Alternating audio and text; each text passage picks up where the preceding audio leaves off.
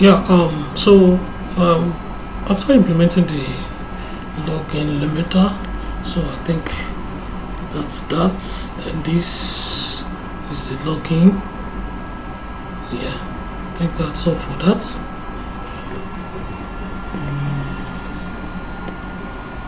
What else? What else? What else? Oh, so like I was explaining, we have the read limiter, row checker. This is for the rows. Back, you can see. Then that's that on that aspect. So this is the log files so far. You can see it's printing out the logs properly. Then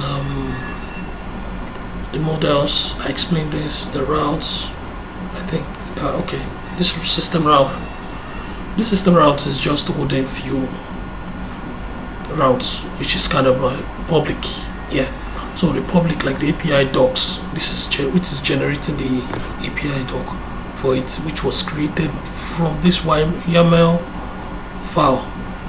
Yeah, this. So that's what it does. So else it's I also generated a for else check this /health. So that is all that everything has already been implemented here, like you see here. So what else? I think service swagger services, which I explained. Utils, I think we explained, we've talked about this. Validations, we talked about this. So let us switch to presentation. So let me go to my terminal. So I'm going to run on git bash. So I do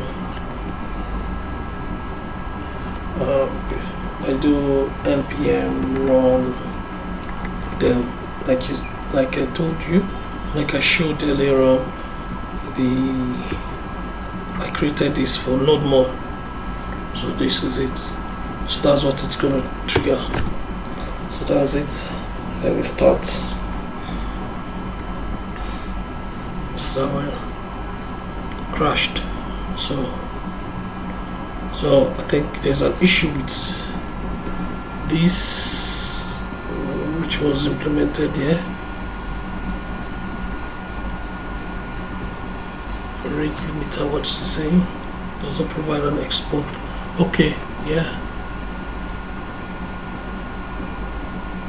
Named. So since it's default, I don't think we need this. Yeah,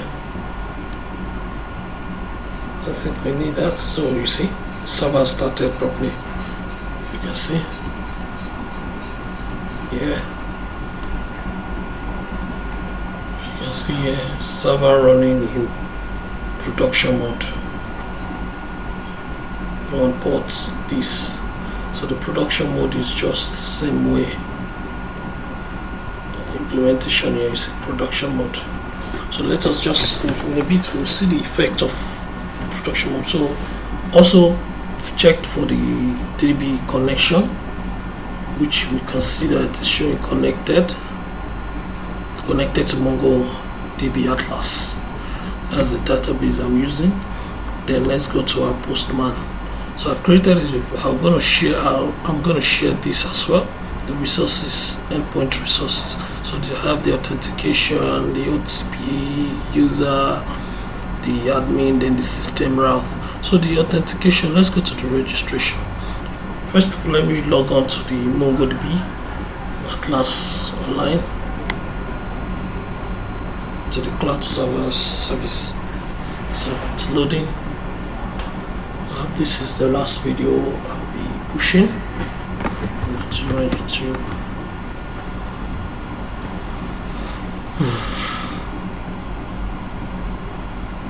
So this is the cluster I've created before now. This is the cluster I've created. It has generated the users table and the OTPs table for holding all the OTPs. So this is my Postman. Let me open this terminal. Let's follow up a bit here. just follow the status. So now this is my postman, so I'm doing just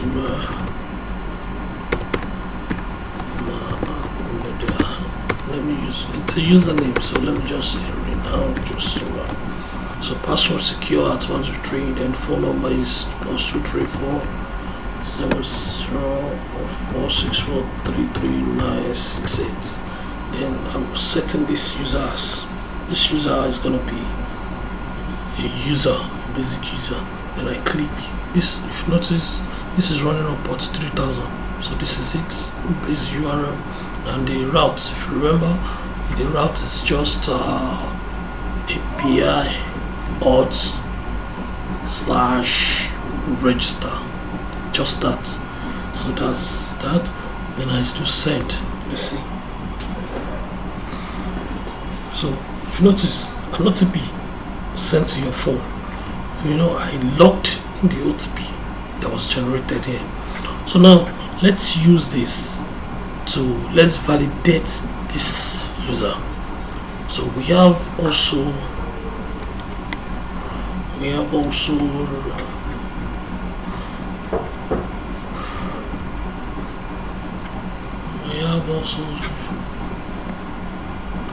this. Let me come here.